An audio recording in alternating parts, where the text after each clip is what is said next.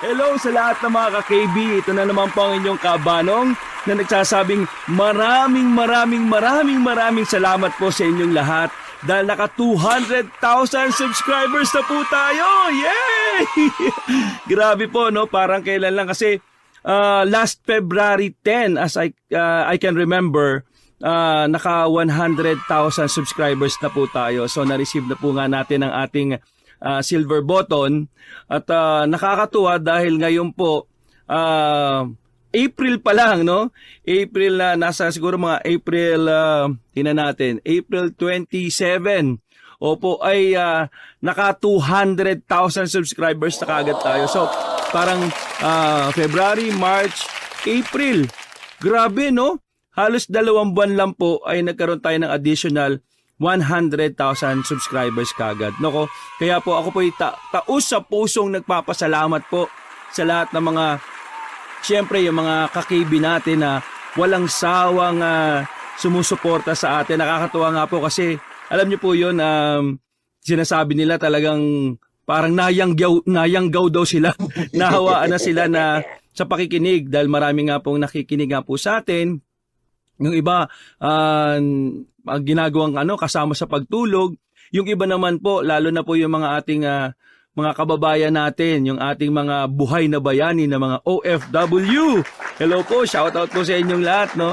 Na habang nagtatrabaho po daw ay naka earbuds o naka headset at nakikinig po sa atin at sabi nga nila ay talagang parang natatanggal ang pagod nila o yung iba naman hindi nila daw namamalayan na ang dami-dami na nilang nagawa, no?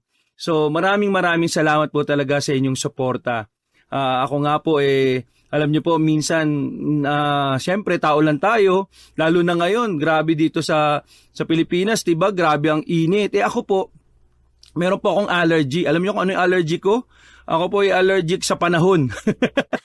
Saan ka ba, 'di ba? Yung iba allergic sa alikabok, 'di ba? Yung iba allergic sa mga bulaklak o pagkain. Ako po sa panahon. Pagka uminit tas biglang lumamig, ay grabe po, nagkakaroon po kagad ako ng sipon. At pag nagkaroon ako ng sipon, doon po nawawalan ako ng boses. Pero kunwari wala akong sakit, kahit magsisigaw po ako, medyo, alam niyo po, nagpapasalamat talaga ako kay Lord, di ba? Kay bro, sabi nila, na talaga nabigyan po ako ng talent na ganito, ng kalakasan, ng buhay na ganito na, ayan po na nagagamit po tayo, bilang entertainer sa mga nalulungkot, 'di ba? So maraming salamat po talaga. No words can explain ito pong nararamdaman ko. Grabe po dahil sabi nga po nila sa history po ng horror narration, medyo phenomenal po talaga yung nangyari sa channel po natin na span of how many months pa lang, halos magwa 1 year pa lang po nakapag na po kagad tayo, nakapag silver button. At di ba span of 2 months may additional 100,000 subscriber ulit, nag 200,000 subs na po tayo. Grabe po, no? Kaya talagang salamat talaga sa Panginoon at siyempre salamat rin po sa lahat ng mga ka-KB po natin. No, so ngayon po eto na, nagre-request nga po sila na magkaroon na naman ulit tayo ng live na narration kasi yung iba hindi talaga maniwala. Hindi nga. Isang tao lang ba talaga nagsasalita dyan? Opo, ito po. So makikita nyo po na isang tao talaga ang nagsasalita sa lahat. So ako po yung nagna-narrate. Ako po yung bidang lalaki, mapabata, mapamatanda. Ako rin po ang nagboboses sa mga bidang babae. O isipin nyo, pati babae na po, no? So minsan sinubo kasi talagang sabi nga po nung nagpa-check up ako, medyo iwasan po na magnipis ng boses kasi pag babae po talaga manipis ang boses Kaya pinatry ko po yung aking anak, si Madeleine, yun ang pinakapanganay ko po na anak, na talagang sinubukan po natin. Siyempre medyo tawag doon, naninibago sa umpisa, 'di ba? Lahat naman hindi naman kaagad magaling, no? So siya po ay naninibago pero ako po yan nakaano sa kanya. Nakasubaybay sa kanya, kumbaga ako nagde-direct sa kanya. So ngayon po, eto na. Ayan, so pinakihintay po natin isang magandang palabas na naman po. Okay, kwento. Isang magandang kwento po ang ihahatid natin ngayon sa inyo mga ka-KB. Grabe po ito, malupitan na naman po. Kaya nga sana po ay magustuhan nyo muli. At syempre, bago tayo magpatuloy, nire-request ko po na yung mga bago sa channel po natin ay wag niyo kalimutan na pindutin po yung subscribe button at syempre po yung ating notification bell para lagi po kayong nano-notify pag may mga bago na po tayong videos. Nakakatuwa nga po kayo, nag-uunahan talaga kayo sa pag-comment eh. So don't forget also to comment, 'di ba? Malaking bagay po 'yan, malaking tulong po sa channel natin na nagko-comment kayo. Sa totoo lang po, nababasa ko po yan. Oo. Mas madalas nga po ako nagbabasa. Dati nakakasagot pa ako pero ngayon grabe. Halos umaabot po ng ilang daan, minsan ilang libo po yung nagko-comment. Kaya hindi ko na po ma-reply yan. Kaya nag-heart na lang po ako. Pero ako po personally ay nagbabasa. Kaya nakikita ko nga po yung mga comment nyo. Talagang sobrang nakakataba po ng puso. Yung po yung nagbibigay sa akin ng kalakasan na magpatuloy na maghatid sa inyo, magkwento po sa inyo. Okay, na maaliw po kayo sa ating mga kwento. Kaya maraming salamat po. So ngayon, dahil doon, syempre special po ang araw na ito, itong video natin na to. Isang maganda po na kwento ang ihatid na naman natin sa inyo. Okay, so again, don't forget to comment at syempre mag-like. Minsan kasi nagtataka ako, ang daming views, pero kunwari sabihin natin, umabot ng 1,000 views. Pero bakit kaya yung like, mga 100 lang? Kaya sabi ko tuloy, hindi kaya nila kaya nagustuhan, di ba? Siyempre, pag na-like nyo, pag nagustuhan nyo, ila-like nyo, di ba? So, sana po nakikiusap po ako na i-like nyo rin po yung videos po natin. Okay, so habang nanonood kayo, pag nagustuhan nyo, i-like nyo rin po yun. Okay? So, comment, like, at kung mas maganda po, i-share rin po natin. Opo, lalo na yung mga sa mga kasama natin. Ay, panoorin nyo po ito. Marasabi nga nila, sige, para mayanggaw ka rin. Nahawaan na hindi ng pagkaswang, kundi ng pagka-KB. Okay, ng mga nakikinig sa ating channel. Okay? So, without further ado, wag na po natin patagalin. Simulan na po natin ang ating kwento na pinamagatang Sandatang Sinapian ng Mga Agimat. Ito na po. 2,000 years later. Bata pa lamang si Pulsan ay namulat na siya sa kakaibang tradisyon ng kanilang pamilya at ng kanilang lugar. Sa isang malayong baryo sa Mindanao, kinalakihan niya ang mga paniniwala tungkol sa mga agimat at mga nilalang na siyang kinokontra nito. Kagaya na lamang ng mangkukulam at aswang. Naniniwala ang buong baryo na ang makakaligtas lamang sa kanila mula sa masamang elemento ay ang sandata ng general. Ang sandatang yon ay matagal nang nawawala mula nang matapos ang paglusob ng mga Hapon. Sinasabing ang sandata ay may kakaibang taglay na lakas. Ito raw ay nagtataglay ng iba't ibang agimat na siyang sumapi rito. Dahil sa mataas na pagtingin ng karamihan sa sandatang yon, marami ang naghahangad na mahanap at maangkin yon. Dahil base sa nakasaad sa batas ng kanilang baryo, ang sino mang makakakuha ng sandata ng dating general ay siyang magiging tagapagligtas ng sangkatauhan. Pulsan anak, kailan ka ba sisipaging maghanap ng sandata ng dating general? Nako ha, baka ikaw ay maunahan ng mga loko-loko sa baryong ito. Magamit pa sa mali ang sandatang yon. Kumamot na lamang sa ulo ang binatang si Pulsan kahit na wala namang makati sa ulo niya. Sadyang ayaw niya lang talaga ng ganoong usapan. Dahil una sa lahat, hindi talaga siya interesado. Nay, ilang beses ko na bang sinabi sa inyo na hindi ako interesado sa mga ganyang bagay? Iba ho ang gusto ko sa buhay. Ang gusto ko, maging boksingero. Ganito yan o. Pinakita pa ni Pulsan kung paano siya bumitaw ng suntok. Pero hindi yun nagustuhan ng kanyang ina. Boksingero ang gusto mo. Gusto mo talagang magaya sa tatay mong siraulo, ano? Gusto mong mamatay ka agad? Magpapabugbog ka rin katulad ng tatay mong hindi man lang nakatama sa kalaban niya. Nay, ibahin mo ako kay tatay. Hindi ako duwag sumuntok, no? Si tatay kasi, marunong pa siyang maawa sa kalaban niya eh. Pero ako, walang awa-awa to. Bugbog kong bugbog. iuuntog ko silang lahat sa matitigas kong muscle. Ay nako, sa ganyang kamagaling ang magyabang. Pero kapag nandyan ang gulo, tumatahimik, parang nawalan ng dila. Ang tawag doon ay pagtitimpi at pag-iwas sa gulo na pwedeng sumira sa buhay ko. Bakit ba kasi ayaw mong maging tagahawak ng sandata ng dating general? Di hamak na mas nararapat ka pa kaysa dun sa mga anak ng kumari ko na lulong sa sabong, sugal at iba pang kawalang hiyaan. Nay, hindi nga ako interesado Kulit mo talaga Ang mabuti pa, si Dodong na lang ang kulitin mo sa bagay na yan. Sa lahat ng pinsan ko si Dodong lang ang pinakakarapat dapat. Isa pa, siya naman ang interesado Wag na ako, Nay. Kung gusto mo, ikaw na lang para ikaw ang kauna-unang matanda na makakakuha ng sandata. Abay, napakasiraulo mo palang bata ka ha. Kita mong masakit na likod ko Siraulo ka talaga. Binato ni Aling Sumang ng kaldero ang kanyang anak.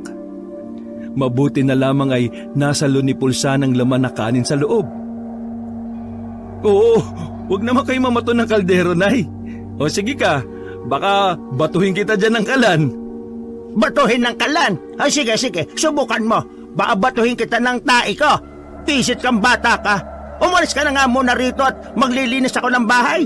Layas na! Layas! Napilitan na lamang lumabas si Pulsa nang makitang nakahawak na ang kanyang ina sa itak na nakasabit sa pinto. Bumuntong hininga na lamang si Pulsan. Inintindi na lamang niya ang kanyang ina. Mula kasi nang iwan siya ng kanyang ama, nagbago na ang personalidad ni Aling Sumang. Dahil wala na siyang ama, pinilit ng ginang na magpakaama na rin kay Pulsan. Nagpapakatigas ito at nagtatapang-tapangan kung minsan. Pero ang totoo, malambot na tao ang ginang na si Aling Sumang. Bata pa lamang si Pulsan nang abandonahin sila. Hindi alam ng binata ang pinakadahilan dahil maging ang kanyang ina ay wala ring alam.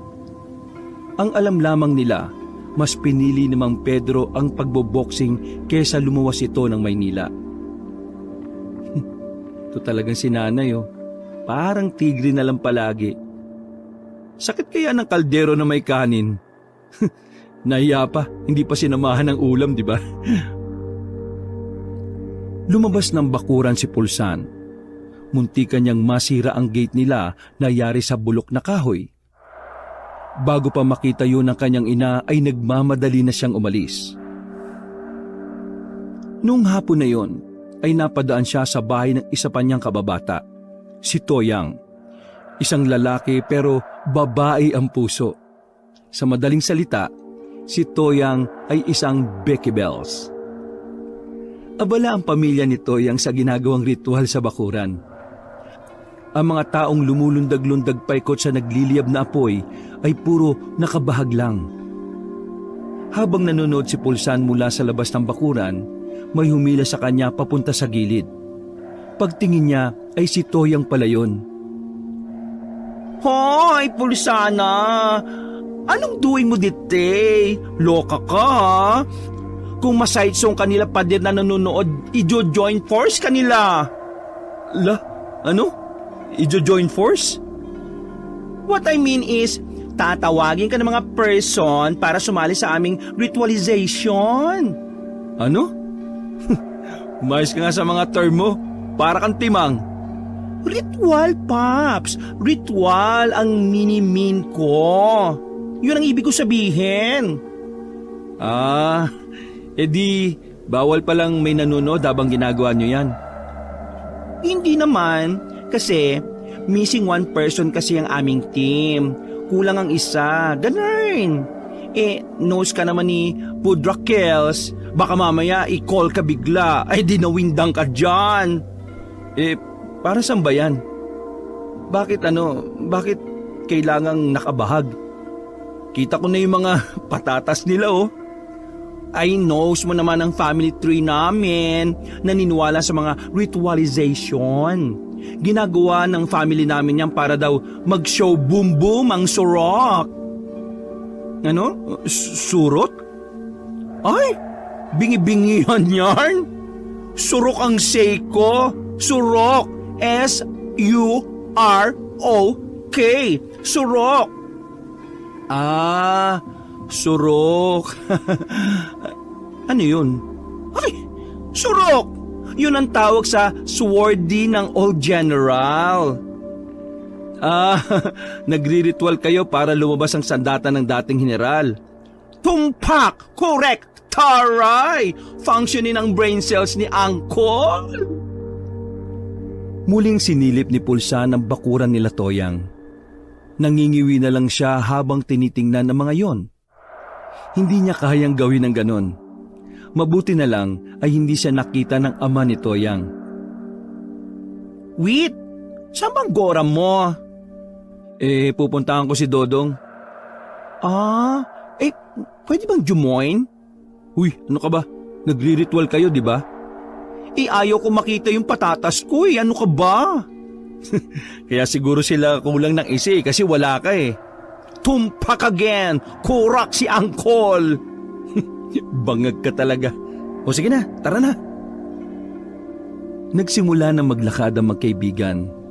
Pumipilantik pa ang daliri sa hangin at tila umaalo naman ang bewang ni Toyang. Nasa bandang gitna ang bahay ng pinsan ni Pulsan, kaya halos 10 minuto rin ang nilakad nila.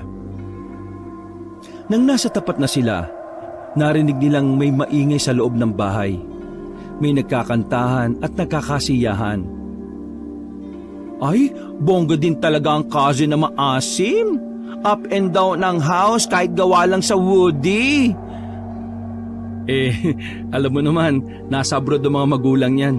Swerte nga nila magkakapatid Wala na silang iisipin pagdating sa pera. Ay, mas lucky ka kaya? Ako? Lucky? Ayos ka lang? Lucky ka because namulat ka sa real world. Knows mo maraming everything, no? Hindi ka nasanay sa ginhawa. So, you need to work hard.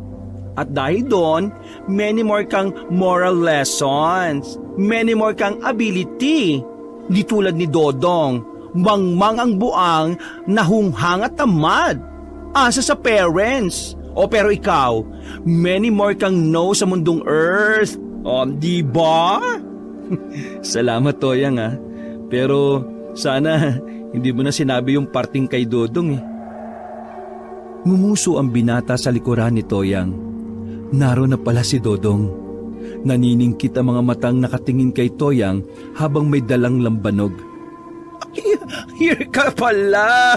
Hindi ka nagkokokak dyan. Yung narinig mo imagination mo lang yun Ika'y nananaginip. Kukutusan kita dyan Ganyan pala pinagsasabi mo sa akin kapag wala ako Ay, hello! Nandito ka kaya? Ayun nasa front ko. Ayaw mo na, Dong.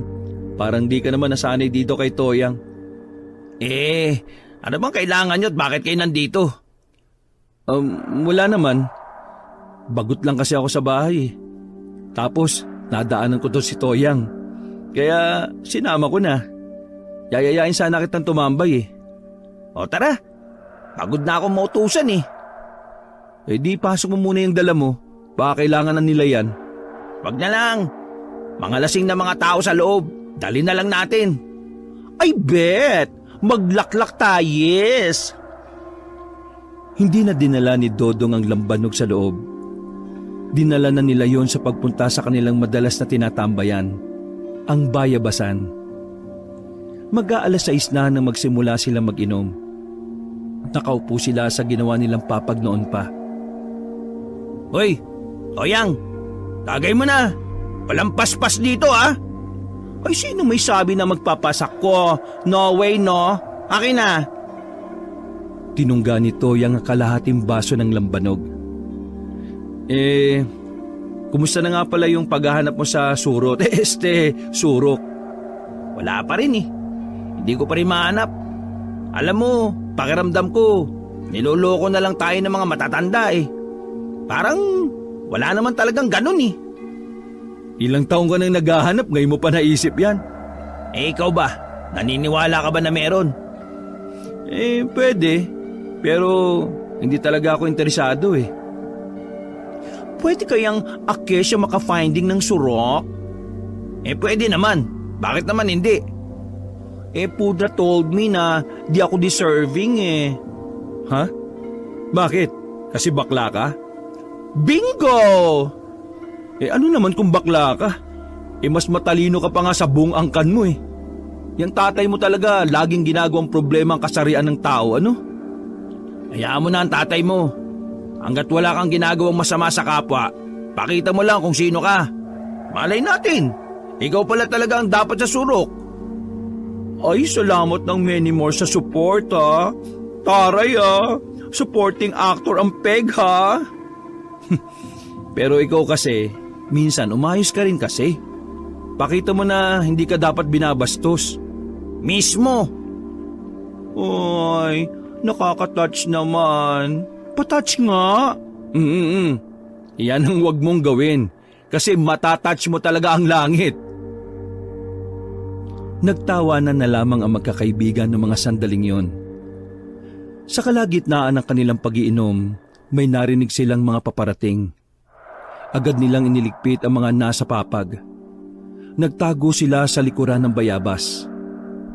Mga ilang sandali lang, nakita nila ang isang matanda na hinahabol ng mga lalaking nakaitak. Pagdaan ng matanda sa harapan nila ay may nalaglag na lata. Paglagpas ng mga humahabol, nagmamadaling kinuha ni Pulsan ng lata. Magaan ang lata at nakausli na ang takip. Pagtanggal nila ng takip, nakita nila roon ang papel na parang lumang-luma na. Mga pre, mapayata yan ha. Toyang, pairam nga ng lighter. Gamit ang lighter ay inilawan ni Pulsan ang mapa. Doon ay nakita nila ang mga palatandaan. Mas lalo silang namangha nang makita ang isang simbolo ng espada sa mapa. Malakas ang kutob ng tatlo na yun na ang surok na hinahanap ng karamihan. Ay, mga Bex! That's the map! Alam namin. Sa tinga ko pa ikaw sumigaw. Oh, Dodong, kailangan mo to. Wala naman akong pakialam dyan eh. Insan, Toyang, pwede bang samahan niyo ako dito? Ay, Gora Akesh! Hindi ako interesado dyan eh. Sasamahan mo lang naman ako eh. Kapag nakita na natin yung surok, ako na ang bahala. Huwag ka magalala. Ako naman ang kikilalanin bagong may-ari ng surok eh. Sige na Insan oh. Kailangan kita eh. O sige, sasama lang ako ha. Pumayag ang binatang si Pulsan sa kagustuhan ng kanyang pinsan. Minsan lang naman kasing humingi ng pabor si Dodong sa kanya. Kinabukasan ng umaga, maagang nag-impake si Pulsan. Naglagay lang siya ng 2 damit at tinapay na rin para sa kanilang paglalakbay.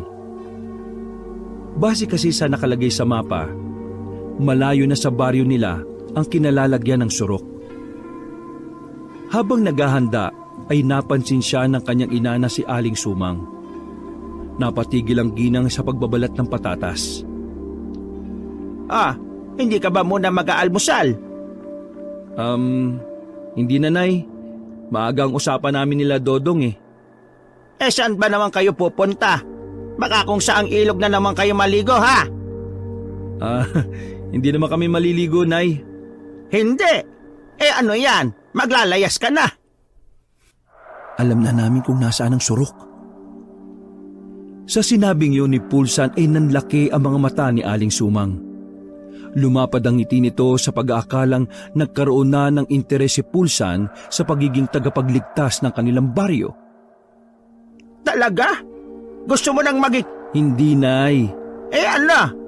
Sasamahan ko lang ho si Dodong. Siya ang kukuha. Sasama lang ako. Ay, buwisit ka talaga. Alam mo talaga kung paano sisirain ang araw ko, no? Sige na. Lumayas ka na nga, damuho ka. Tumakbo na palabas ng bahay si Pulsan nang makita niyang mahigpit na ang hawak ni Aling Sumang sa kutsilyo. Nakipagkita na lamang siya sa kanyang mga kaibigan. Tulad niya, Nakahanda na rin ang dalawa sa kanilang lakad. Nagbaon pa nga ng mga pampaganda si Toyang. Toyang, sigurado ka sa ganyan? Ilog, gubat at bundok ang tatahakin natin ha? Eh bakit ka pa nagsuot ng may takong?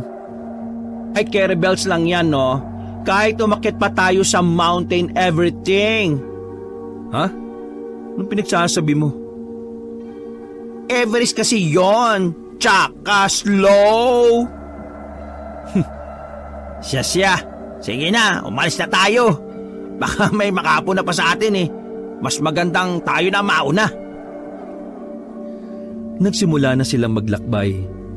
Walang kamalay-malay ang ibang taga sa kanila na may ideya na sila kung saan matatagpuan ang sandata ng dating general. Sa kanilang lugar kasi, kung sino yung may ideya, hihilahin pababa. O kaya naman, pipigilang magtagumpay na makuha ang surok. Makalipas ang halos 2 oras, nakarating na rin sila sa pangalawang bundok na kailangan nilang lagpasan. May isang bundok pa silang dadaanan para makarating sa eksaktong lugar na sinasabi ng mapa. Oh, mga boylet, correct ba ang walking stage natin? Ayon dito sa mapa, tama naman tong dinadaanan natin eh. Diretso lang tayo. May isang bundok pa tayong kailangan tahakin. Pambihira, ganito pala kalayo. Hingal na ako at pagod na ako. Pwede ba magpahinga muna? Huminto sila sa ilalim ng punong mangga. Hingal na sumandal si Pulsan. Malalalim na paghinga ang ginawa niya. Eh kung hindi mo na kaya, pwede namang ako na lang ang tumuloy. Ang layo na ng nilakad natin, no? Tapos iiwanan mo lang kami. Ano ka ba? Wala naman akong interest dyan, no? Hindi kita aagawan. Baliw! Iniintindi ko lang naman yung kalusugan nyo eh. Konti na lang eh, pipirma na ni San Pedro yung death certificate yung dalawa eh. Hoy, ano ka ba? Rest well lang. Gora na ulit. Pero, Hagardo Versosa na ang pest ko. Kaninang Snow White ang beauty, ngayon Beauty and the Beast na. Diyos ko Lord! Dodong, ligtas bang pumunta tayo ron? Ang ibig kong sabihin wala ba tayong makakainkwento na kung ano doon? Kasi di ba may iba rin gustong kumuha ng surok? Yun nga ang pinagandaan ko, kaya nagdala ako nito. Inilabas ni Dodong ang isang itak na kinakalawang na. Sa itsura pa lang ng itak, halatang makakapatay kagad to ng tao. Basta ako, kamaulang ang dala ko ha. Pagsasasapakin ko sila, jab lang, uppercut, di ba? Sabay straight. Ay, bongga! Gagawing punching bag ang mga enemy. Ikaw, Toyang, may dala ka ba? Na alin? Na pwedeng pamprotekta mo sa sarili mo. May dinukot si Toyang sa kanyang shoulder bag na bagay na labis na ikinagulat ng dalawa. Napamura si Pulsan at Dodong at nanlaki ang kanilang mga mata. Eto, pwede na ba itay? Isang 45 na baril ang inilabas ni Toyang. Hindi inaasahan ng dalawa na magdadala ng ganoong armas ang beke nilang kaibigan. Uy, langya! Saan mo naman nakuha yan? Di kay Pudra Kells. Want ko nga sana yung Armalite Ang kaso, very heavy. Nakakagulat ka naman. Ay wait, there's more! Nilabas din ni Toyang ang 3 granada mula sa bag nito. Sa sobrang gulat ay napaatras at nawala sa balanse si Dodong. Uy, lintik ka! Bakit ka naman may ganyan? Rebelde ba papa mo? Hello, retired army ang Pudra ko, no? Uy, marunong ka ba gumamit niyan? Let's see. Kung hindi, edi dead balls tayo. Napailing na lang ang 2 binata. Pero sa kabilang banda ay malaking tulong na rin sa kanila yon. Lalo pat hindi rin naman nila alam kung ano o sino ang dadatnan nila sa lugar ng surok. Nang makapagpahinga na ng maayos ay umalis na rin sila. Hapon na makababa na sila ng pangalawang bundok. Marumi na ang kanilang mga paa dahil sa mga maputik na kanilang nadaanan.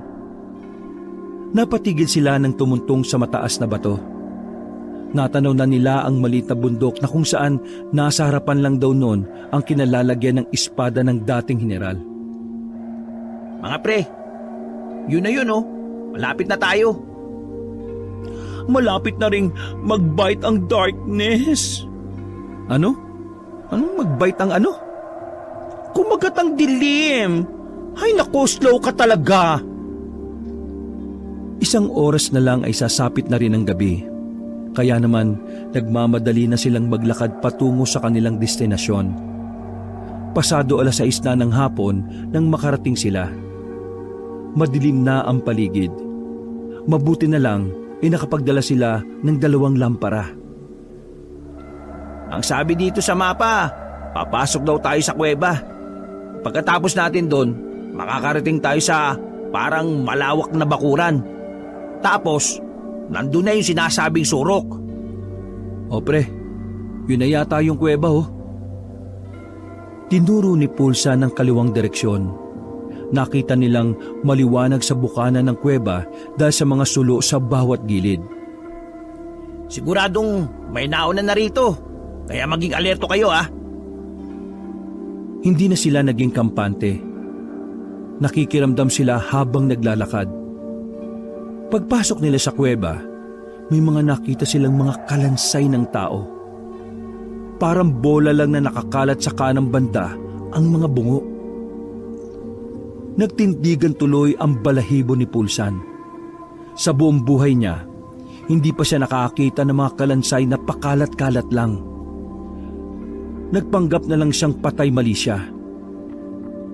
Bukod sa mga kalansay ng tao, may mga nakita rin silang mga bakas ng kalmot sa mga pader ng kuweba. Ay, scary na here. Baka may aswang ditay. Luko, may kalmot na bongga. Sabi na matatanda, may mga aswang talaga rito. Lahat ng gustong kumuha ng surok, pinipigilan nila. Alam kasi nila na ang surok ang mabisang pampatay sa kanila eh. Naku, nalinti ka na talaga. Pero huwag kayong matakot. Lalaban naman tayo eh. Hindi naman ako takot eh. Untog ko pa sa abs ko yung mga aswang na yan eh. Hindi na nagtagal ay nakalabas na rin sila ng kuwebang yon. Tumagos nga sila sa malawak na bakuran. Sa gitna ay may malaking bato. Namangha sila nang makitang naroon nakabaon ang espada ng surok. Yun ang surok oh. Nagmamadaling umakyat si Dodong para hugutin na ang espada. Pero sa kasamaang palad, paghawak pa lang niya sa hawakan ng espada ay nakaramdam na siya ng kuryente. Agad na nabitiwan ni Dodong ang espada. Hindi niya yun nahugot. Oh, anong problema? Hindi ko maawakan eh. Parang nakakakuryente. Ay, Diyos ko naman ang mga barakong ite. Okay, excuse me. Let me take over. Shoo, shoo, shoo. Pinababa ni Toyang ang binata. Pakembot-kembot pa itong umakyat sa bato. Paghawak pa lang ni Toyang sa hawakan, naramdaman din nito ang kuryente na tila ba dumadaloy sa espada. Nahulog si Toyang. Mabuti na lang ay nasalo siya ni Pulsan. Oh, ano? Ayos ka lang ba? Alok! Nginig to the max talaga ang peg! Ang sakit sa kamay! Oh, Insan, ikaw, subukan mong hawakan. Ha? Baliw ka ba? Kayo nga na kuryente, ako pa kaya? Paano natin makukuha yan? Kainis naman, oh. Yan ba talaga yung surok? Baka naman hindi yan. Yan na yung nakalagay dito sa mapa eh. Oh, Hindi ako pwede magkamali oh. Ito yung nakalagay oh. nagdadalawang isip si Pulsan kung tatangkain niya bang hugutin ng espadang yon. Takot siyang makuryente. Bata pa lang siya ay may trauma na siya sa mga kuryente. Go, Pulsana! Use your muscles! Ikaw na lang ang pag-asa, Insan. Kapag ako namatay dito, mumultuin ko kayo ha. Gora bells lang! Aakyat na sana si Pulsan sa bato nang bigla silang makarinig ng malakas na pagaspas ng pakpak. Sandali silang napatigil at nakiramdam. Mga ilang sandali lang, napatili na lang si Toyang nang makitang may lumilipad ng aswang papalapit kay Pulsan. Ay, Pulsana! Aswang! Tumalon pababa si Pulsan kaya hindi siya nadagit ng aswang. Pero hindi pa rin natatapos ang lahat. Muling umatake ang aswang sa kanila. Si Toyang naman ang sunod nitong nilapitan. Nahawakan si Toyang sa braso. Pilit inaangat ng aswang si Toyang papunta sa ere. Hindi naman makuha ni Toyang ang baril sa bag dahil sa kanyang sitwasyon. Ay! Help! Help me! Hinihila ng dalawa pabalik si Toyang habang sigilang sa pagpagaspas ang aswang. Toyang! Yung baril mo! Doon ko magyete! Malikot ang aswangit! Pambihira naman talaga oh! Dodong, hawakan mo lang tong paa ni Toyang ha! O bakit? Anong gagawin mo? Gagawa ko ng himala!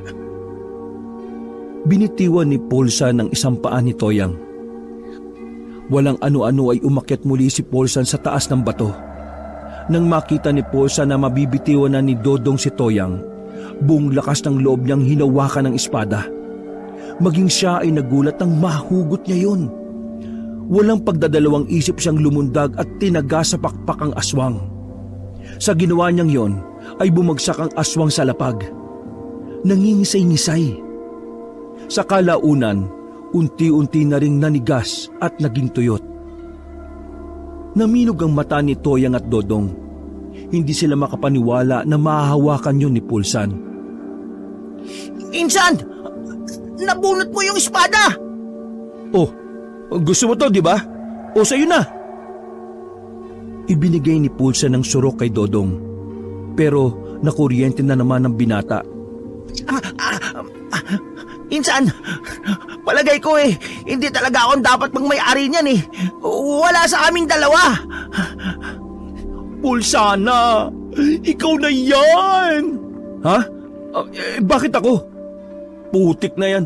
Sumama lang naman ako Nagawa mong hawakan Nagawa mong hugutin ng espada na sobrang daming taon nang nakabaon sa bato na yan. Insan, ikaw na nga! Ikaw na ang bagong tagapagligtas ng sangkatauhan! Oy. Tumigil ka nga. Ang usapan natin, sasama lang ako. Oo, nabunot ko. Di, ibibigay ko naman to sa iyo Ha? Hindi mo getsong. Ikaw ang pinili ng surok, hindi kami. Kaya sa ayaw at gusto mo, ikaw na ang amo ng espada na yan. Tinapos mo na ang paghahanap ng lahat.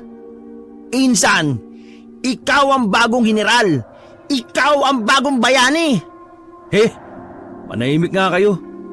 Sinabi ko naman sa inyo na ayaw ko ng mga ganito Gusto ko maging boksingero. Pangarap kong makasuntukan niyang si Manny Pacquiao na yan. Ano? Baliw ka ba? Bugbog lang aabuti mo kay Manny. Kung magiging tagapagligtas ka, makakalaban ko mga aswang? Ganun ba? Mga elemento? Ayaw ko nun Suntukan ang gusto ko, hindi tong espada na to. Hinagis ni Pulsan ng espada sa gilid.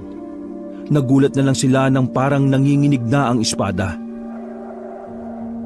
Tumigil lang ang panginginig ng espada nang biglang may lumitaw na isang matandang mahaba at puti na ang mga buhok. Mahaba rin ang bigote at balbas. Medyo kulubot na rin ang muka na sa palagay ni Pulsan kasing edad lang yon ng kanyang ina. Ikaw? Ako? Oo, ikaw. Bakit ako? Huwag ka nang magtanong. Basta ikaw ang napili ng kapalaran para maging bagong tagapangalaga ng surok. Ikaw ang siyang magliligtas sa mga tao laban sa kasamaan na dulot ng mga aswang. Ano? Hindi Ayoko nga. Hindi ito ang kapalaran na pangarap ko. Hindi. Boxing ang gusto ko. Suntukan. Mawalang galang na po. Pero, sino po ba kayo? Naglakad pa ng bahagya ang matanda, palapit sa harapan ng espada. Ang albularyong bantay sa surok. Ang tatanganyo. Ay, Palabarn, tanga ka rin po, no? Tatanganyo ang pangalan ko. Tatanganyo. Tatanganyo. Ay, sorry. Akala ko sabi mo ang tatangan nyo. Siniko ni Dodong si Toyang at nanahimik din naman kagad ito. Ikaw, iho, kailangan mong panindigan ang ibinigay sa iyong kapalaran ng Panginoon. Kung hindi, maraming tao ang mapapahamak. Aba, kinokonsensya niyo pa ako Hindi ko yung responsibilidad, no? Para kayong mga timang Basta-basta kayong magdidikta ng kung sino-sino. Bakit? Pagmamay-ari niyo ba ang buhay ko? Kaninong anak ka, ha? Bakit ba ang tigas ng bungo mo? Insan, sige na kasi. Sayang. Ang layo ng nilakbay natin, oh. Ikaw lang nakahawak ng espada. Dali, kunin mo na. Ano ka ba? Ayoko nga Tatang, bawal ba ang ibang person na maging hero ng baryo? Kung sino ang pinili, siya lang. At siya yon. Pinili ka dahil may busila kang puso. Ha? Ganon? Ibig sabihin hindi busilak ang puso nito mga kasama ko? Hindi. Hindi lang basta busilak. Nasa dugo mo ang pagiging mandirigma. Sus, mambobola. Ay nako, bahala na nga kayo dyan. Aalis na ako. Nagbo-boxing ka? Napatigil sa paglalakad si Pulsa nang marinig yon. Nilingon niya ang matanda na nakatukod pa sa mahaba nitong tungkod. Tara, mag-boxing tayo. Ha? Sigurado ka ba, tanda? Ako? Lalabanan mo? Mawalang galang na po ulit. Huling nakalaban niya ni Pulsan nasa ospital pa po Kaya, sigurado ba kayo, tatang? Kapag natalo mo ko sa suntukan, malaya kang makakaalis. Wala nang manggugulo sa'yo. Hahanap ako ulit ng ibang tagapangalaga ng surok. Pero kapag ako ang nanalo, tatanggapin mo ang tawag ng kapalaran. Ngumisi si Pulsan. Alam niyang napakalabo pa sa sabaw ng dinugaan na manalo sa kanya ang matandang yon. Kampanting-kampante siya na kahit isang suntok ng matanda ay hindi makakadapo sa kanya. Boxing pa talaga O sige, nagkamali ka ng nahamon. Basta kapag nanalo ko wag na wag nyo na akong kukulitin Oh, bahala ka na sa buhay mo. Pero kapag natalo kita, kunin mo ang espada at ikaw na ang bagong tagapagligtas. Kung mananalo ka. Binitiwan na ng matandang si Tatang Nganyo ang tungkod nito. Pumwesto nito sa harapan ni Pulsan. Tanggapin mo to! Isang suntok ni Pulsan sa matanda, pero nagulat siya nang magawa itong ilaga ng albularyo. Paglingon niya, sumalubong sa kanya ang isang suntok. Dahil doon, sunod-sunod na ang natanggap niyang suntok. Sa huli, nabugbog siya na matanda. Sa kamalas-malasan pa, nawalan siya ng malay sa huling suntok. Nang magising siya, ay nasa loob na siya ng isang silid na maraming nakasabit na kung ano-anong borloloy. Agad siyang napabangon. Pagtingin niya, ay nasa gilid na niya si Toyang at Dodong. Kapwa nagkakape ang dalawang yon. Aray ko, anong nangyari? Bigla na lang nabuga ni Dodong ang iniinom niyang kape. Natawa ito ng malakas. Don't mo ma-memorize? Nagamon ka ng suntukan kay tatang eh. Ayun, binugbog ka ng matanda. Kawawa ka, insan. Nagmukha kang batang hindi marunong sumapak eh. Korak! Amazing ng punch ng Thunders. Sinalo mo lahat. Insan, kung magiging bag ka, anong bag ka? Ha? Ano? Di punching bag. Napahawak pa sa tiyan si Dodong sa sobrang tawa. Parang maloloka naman si Toyang. Hiyang-hiya si Pulsan lalo na nang maalala niya ang nangyari. Hindi siya makapaniwala na nagawa siyang talunin ng isang matanda na di hamak na mas malakas naman siya roon. Napabuntong hininga na lang siya. Wala na siyang magawa kundi ang tanggapin na lamang ang kanyang magiging kapalaran. Sumeryoso lang sila nang dumating na ang albularong si Tatang Anyo. Dahil ikaw na ang bagong tagapangalaga, kailangan mong makilala ang espada na gagamitin mo sa pakikipaglaban. Ano yan? Tao? Kailangan pang makilala? Hindi pangkaraniwan ang espadang yan. Dahil ang espadang yan ay may sapi ng iba't ibang agimat. Espadang may sapi ng iba't ibang agimat? Paano naman nangyari yun? Hayaan niyo akong magkwento. Noong kapanahunan ni General Sakay, may 3 siyang matatapang na tauhan. Si Magito, Miguel at Mawang. Ang 3 ito ay may kanya-kanyang agimat na gamit. Si Magito ang may hawak ng agimat ng Makata. Sa pamamagitan ng agimat na ito, nakakagawa siya ng mga tula na siyang tumatalo sa mga aswang. Ginagamit niya yun para mas madaling mapaslang ng mga kasama niya ang mga aswang. Si Miguel, hawak niya naman ang agimat ng kalusugan. Lumalakas ang katawan niya, lumiliksi, bumibilis. Hindi siya tinatabla ng kahit na anumang itim na mahika, kahit pa mangkukulam ang may gawa. Si Mawang naman, ang may hawak ng agimat na nagtataglay ng katapangan. Kapag suot niya ang agimat, wala siyang nadaramang kahit na anong pag-aalinlangan.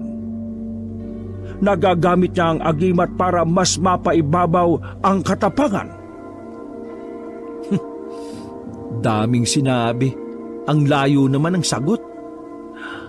Ang tanong ho, paanong nakasapi ang 3 agimat diyan sa surok na yan? Yun lang ho.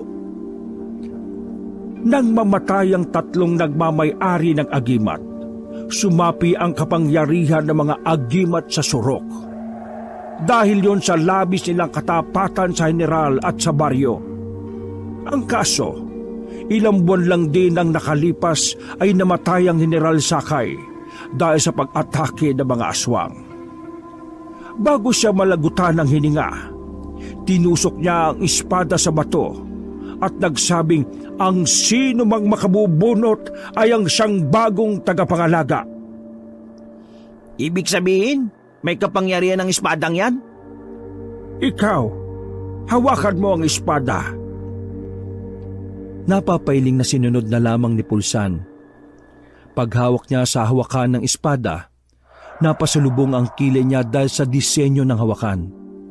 May 2 bilog kasi sa dulo. Sigurado ka ba, Tatang, na may kapangyarihan ito? Tingnan niyo nga oh. Parang itlog ng tao yung disenyo eh. Pambihira. Pinagloloko. Ha? Naputo lang sasabihin ni Pulsa nang bigla itong mangisay. Sandali itong nawala ng malay. Oh, akala ko ba siyang tagapangalaga? Bakit siya nakuryente? Ano ito? Prank-prank lang ang peg? Hintayin niyo lang. Ilang segundo lang, bigla lang nagkamalay ulit si Pulsan. Tuwid na tuwid ang katawan nito. Humarap ito sa kanila. Nagsisimula ng kilalanin ng mga agimat ang bago nilang amo. Magandang gabi mga magiliw na Ginoo. Kay gandang pagmasdan ang makintab ninyong noo. Para kayong makinis na bato. Na tila ba maaari kong ipanghilod sa libag ko. Aking pananahimik, ginambala ng katungkulang nanumbalik. Muling sasabak sa digmaan, laban sa kasamaan. Muling lalasapin, pangarap na kalayaan. Uy, teka. Ano bang nangyayari sa lokong to? Inaamo na siya ng agimat ni Magito. Ay, ang creepy crazy ka na, Pulsana. Mga aswang. Mga salot na nilalang. Ako'y handang pumaslang, handa na ring mapaslang. Pagkatapos magsalita ni Pulsan ay bigla na itong pumikit. Pagdilat nito, bigla na nitong sinuntok ng malakas ang maliit na lamesa na nasa harapan nila. Nasaan ang mga aswang? Papatayin ko ang mga yan! Hindi nila ako masisindak! Ituro niyo sa akin kung nasaan sila! Nasaan ang mga salot na yan? Gigil na ako! Gusto ko na makipaglaban! Napalayo sila ng bahagya nang magulat sila sa ikinikilos ni Pulsan. Ay, don't shout! Scary na dito Gusto ko na munang gumet out! Agimat naman ni Mawang ang nasa katawan niya ngayon. Sabihin mo nga sa akin, namatay ba si Mawang dahil sa pagiging matapang niya masyado? Ganun na nga. Bigla na naman nawalan ng malay si Pulsan. Pagbagsak nito sa sahig, ay napansin nilang nanginginig-ginig naman ang espadang surok. Yung muling agimat, bakit hindi lumabas? Mahiyain kasi yun. Ha? Makalipas lang ang 5 minuto ay nagising ng muli si Pulsan. Bigla-bigla na lang itong nagpatunog ng mga daliri. Uy, ikaw na ba yan? Oo naman. Bakit? May iba pa bang Pulsan? Nakasapi ang kapangyarihan ng mga agimat sa mismong surok. Pero ang agimat ni Miguel ay nasa katawanan ni Pulsan. Ibang pakiramdam ko Pakiramdam ko ang lakas-lakas ko. Dong, ayaw ko pa rin ng ganitong gawain. Gusto ko pang magboxing. Pero parang may nagtutulak sa akin na panghawakan ko na yung tungkulin ko. Kinagabayan ka na ng mga agimat. Kaya kailangan mo nang mahalin ang sandata ni General Sakay. Kapag kinilala mo na ang surok bilang kabiyak mo, sinyalis na yon na handa ka na sa laban. Ito na ba talaga ang kapalaran ko? Kainis naman Pasensya ka na, iho. Pero lahat ng ito ay plano ng Panginoon. Panindigan mo na lang. Kaya mo yan. Huminga na lamang ng malalim si Pulsan. Napapailing na lang siya dahil hindi niya talaga inakala na hahantong ang lahat sa ganon. Maya-maya pa, iniwan na muna sila ni Tatang para paghandaan sila ng pagkain. Naiwan si Dodong at Pulsan sa kubong yon. Kasalanan mo to Kung di ka nagpasama, hindi ako magkakaganito Tingnan mo kamao ko Parang may gustong sapakin palagi Parang ang lakas-lakas ko. Ang angas mo nga Piruin mo, yung halos 70 years na nawawalang espada ni General Sakay na may sapi ng 3 agimat ikaw ang gagamit? Di ba ang angas nun? Angas ka dyan. Hindi naman ako marunong gumamit ng espada Tapos, palalabanin niyo pa ako sa mga aswang. Napalingon sila sa pintuan nang naroon na pala si Tatang. Bago ang aswang, may kailangan ka munang unahin. Hindi siya aswang. Isa siyang mangkukulam. Ho? Mangkukulam? Oo. Ang mangkukulam na yon ang matagal nang nagtatangka na ipagwatak-watak ang mga agimat na nasa espadang surok. Kapag nagtagumpay siya, mawawala ng lakas ang sandatang yan. Hindi ako marunong gumamit ng espadang yan eh. Ang kulit nyo naman talaga, Tatang. Huwag kang mag-alala. Gagabayan ka ng agimat. Ang kailangan mo lang gawin ay tanggapin sila sa puso mo. Oo na. Wala pa ba tayong makakain? Nagugutom na ako eh.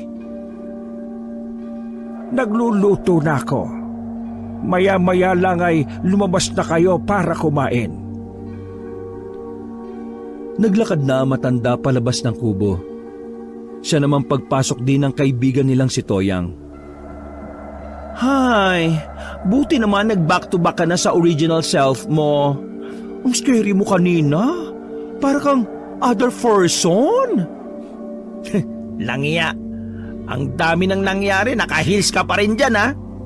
Ay siyempre naman no, kailangan bongga pa rin ang beauty. Kahit dangerous na ang environment. Nagdaan pa ang ilang minuto. Tinawag na rin sila ni Tatang para kumain. Sabay-sabay nilang pinagsaluhan ang sinampalukang manok na niluto na matanda. Habang nagkukwento si Tatang, saka lamang napagtanto ni Pulsa na parang pamilyar ang boses ng taong yon. Hindi niya lamang matandaan kung saan niya narinig.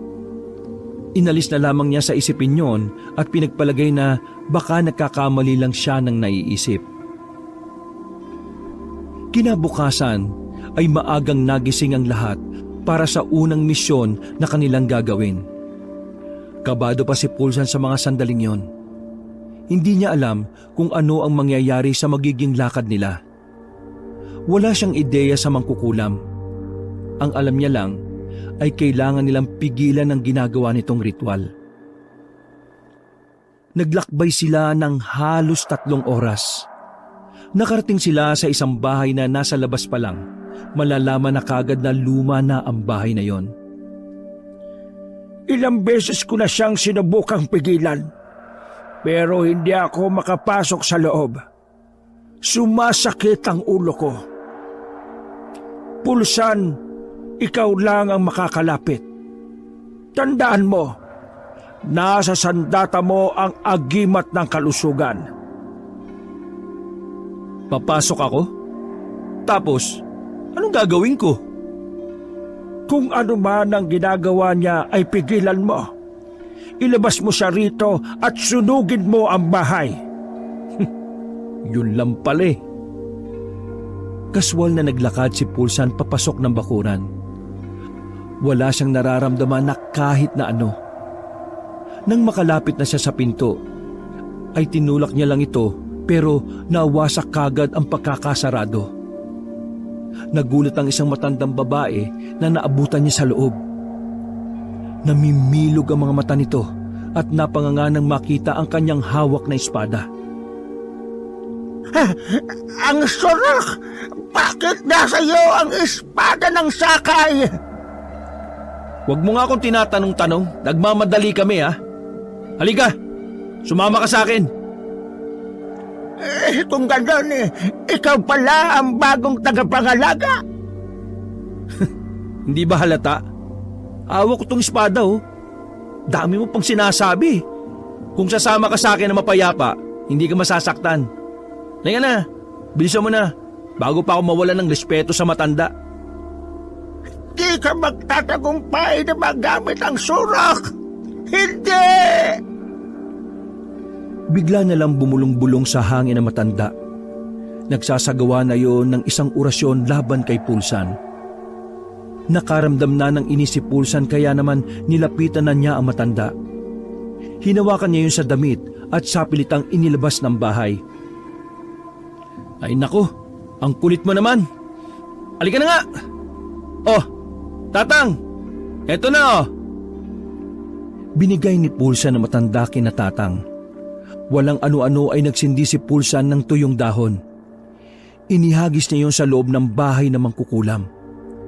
Ilang minuto lang ay nagsimula na rin yung magliyab. Hindi! Hindi pwede! Ang bahay ko! Nakabitiw ang mangkukulam at tumakbo ito sa loob ng bahay kahit malakas na ang apoy. Kalaunan, nasunog ito kasama ng kanyang mga gamit. Siya na mismo ang tumapos sa buhay niya. O paano? Uwi na po tayo. Hindi. Didiretso na tayo sa pangalawang misyon. May isang tao na nangangailangan ng tulong mo. Napasipan na lang si Pulsan sa bakod. Ha? Sino naman? Ngumiti na lang sa kanya si Tatang. Muli silang naglakad at naglakbay matapos ang inasikaso nilang mangkukulam. Laylay na ang dila nilang tatlo sa layo ng kanilang nilakad. Pero si Tatang, buhay na buhay pa rin at parang hindi man lang napagod. Sino ba kasi kikitain natin dun?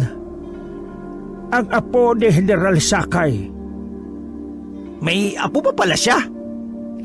Baka bago ma-deadball ang angkol, nag-spread muna ng lahi. Nanahimik na lamang si Pulsan sa mga sandaling yon. Sa haba ng pagtitiis, sa wakas ay narating na rin nila ang isang malaking bahay sa isang baryo. Ayon sa albularyong si Tatang, mayaman talaga ang angkan ni General Sakay. Kaya naman lahat ng anak nito ay minana ang mga yaman na naiwan nito. Pagpasok nila sa malaking bahay, sinalubong kagad sila ng mga lalaking nakaitim. Dinala sila sa isang pribadong silid kung saan naroon ang isang lalaki na sa unang tingin pa lang ay halatang yayamanin na. Nagkikintaba ng mga alas nito sa katawan. Maligayang pagbabalik, Tatangan nyo. Salamat naman at nadala mo na rin ang bagong tagapangalaga ng surok ni Lolo Sakay. Good job! Maraming salamat, Don Pacifico. Pinakikilala ko nga pala ang mga kasama ko. Si Dodong, si Toyang, at ang ating bagong tagapagligtas laban sa mga aswang, si Pulsan. Okay, let's take a seat. Umupo sila sa kulay itim na sofa na sobrang lambot. 2 months ago, nakidnap na mga aswang ang anak kong si Priscilla. They're aware na apo sa tuhod ni Lolo Sakay ang aking anak. So, hindi sila nag-hesitate na gawin ang binabalak nila. And Pulsan, thank you for accepting the role as the new hero of this province. Sana ay matulungan mo kong maisalba ang ating probinsya laban sa mga aswang. Pati na rin ang aking nag-iisang anak. Ho? Wala ho akong alam dito eh. Napilit lang ho ako. Sabi nga nung iba, di ba? Pinabili lang ho ako ng suka, nadamay pa ako. Natalo po kasi siya ni Tatang sa suntukan kaya ganyan. Ah, ganun ba? By the way, ito nga pala ang anak ko. Inabot ng Don ang larawan ng isang babae na parang kasing edad lang nila Pulsan.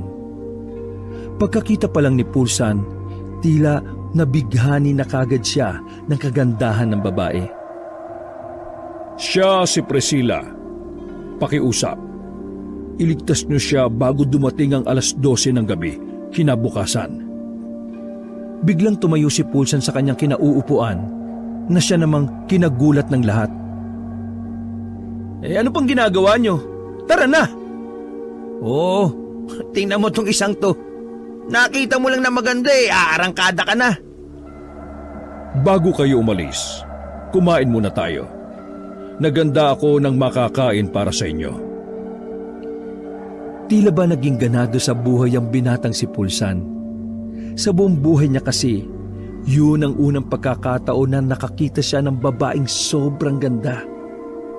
Para sa kanya, napaka-perpekto ng mukha ng dalaga. Yun ang pinakadahilan kung bakit ganun na lamang ang pagkahumaling niya sa babae. Pagkatapos kumain ay naghanda na rin sila para sa kanilang lakad. Hindi na makakasama si Tatanganyo sa puntong yon dahil bigla na lang sumakit ang balakang nito. Ganun pa man, walang pakialam si Pulsan. Nararamdaman niya ang agimat sa katauhan dahil sa pagiging desidido niyang mapuntahan agad ang mga aswang. Wow, Pulsana ha? Ganado yarn? Parang kanina lang may own world ka. Ngayon, aba, para kang dogo na naghahanap ng maanets. Ayos na yan. Kesa naman nahihirapan pa tayong pilitin siya. Huwag nga kayong epal dyan ha.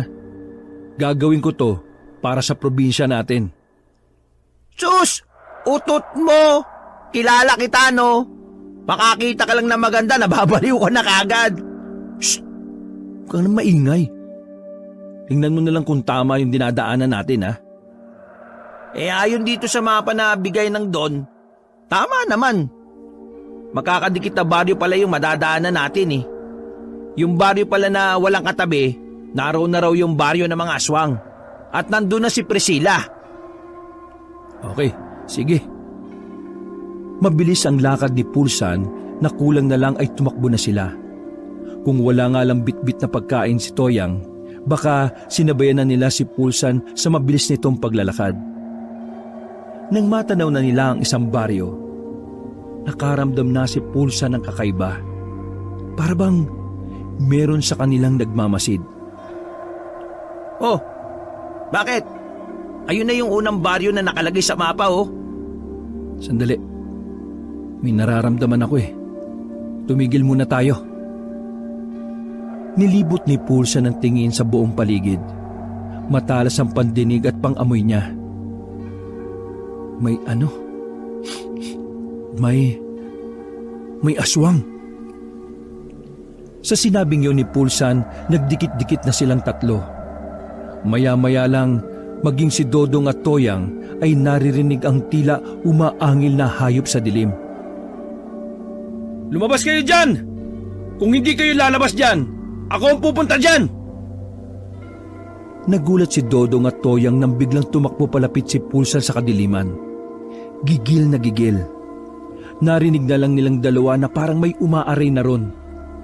Nang puntahan nila si Pulsan ay naabutan nilang nakahandusay na ang aswang na may pakpak.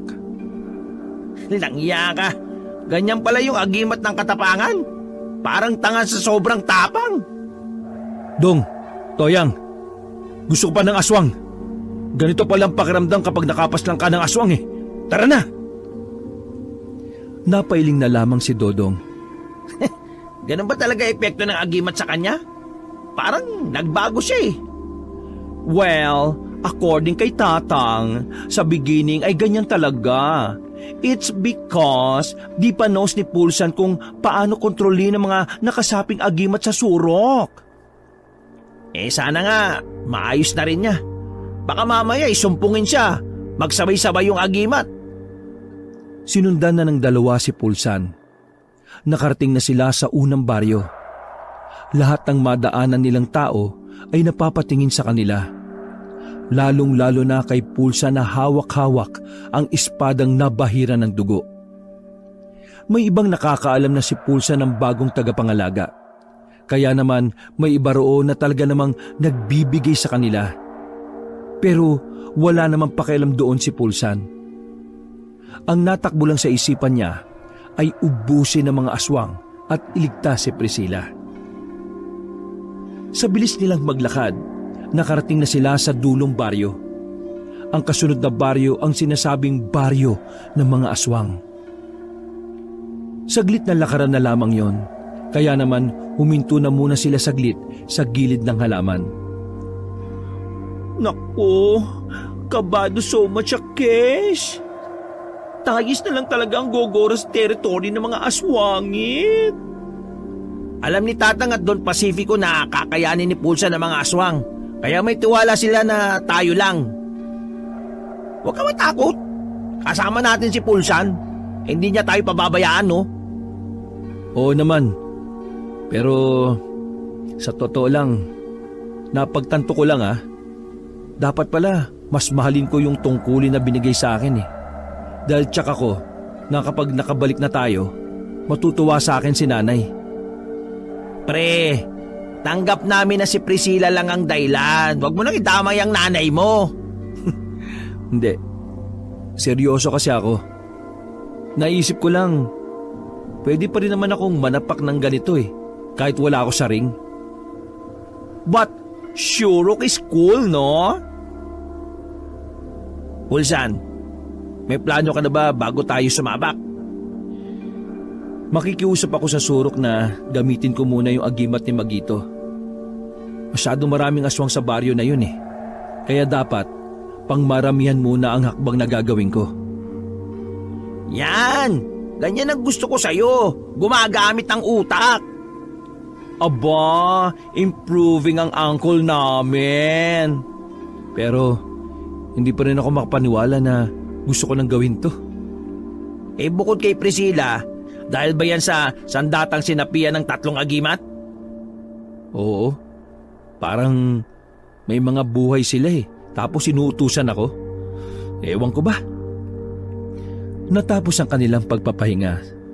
Naganda na rin ang 3. Nilabas na rin ni Toyang ang kanyang pangmalakasang baril. Handang-handa na silang 3. Hindi makikitaan ng kahit na kaunting pagkabahala si Pulsan. Sa mga pagkakataong yung kasi, tuluyan na siyang kinilalang amo ng surok at ng mga agimat na nakasapi doon. Saglit na lakaran lang ay nakalapit na sila sa pinaniniwalaang baryo ng mga aswang.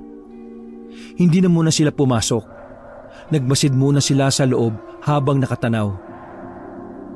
Aswang talaga yung mga yan? Oo, ramdam na ramdam ko Kaya mag-ingat kayo Pasimple silang pumasok sa bukana ng baryo. Dumaan sila sa gilid habang wala pang nakakakita sa kanila. Pati pala yung mga batang nakikita natin, aswang din? Totodasin din ba yan? Sabi ni Tatang, lahat ng aswang kalaban Kaya wala tayong palalagpasin. Paano if si Priscilla bebe aswangit na rin? Nagkatinginan si Pulsan at Dodong. Ha? Pwede ba yun? Yanggaw, insan. Huwag naman sana nilang niyanggaw si Priscilla.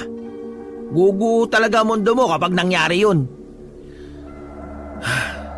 Maliligtas natin sila. Tiwala lang. Alam mo, naninibago talaga ako sa'yo. Balikan na lang kaya sa nag-iinarting si Pulsan. Shh! Huwag kang maingay. Tumigil sila sandali nang may humintong 2 manong na aswang sa harap ng kinalalagyan nila.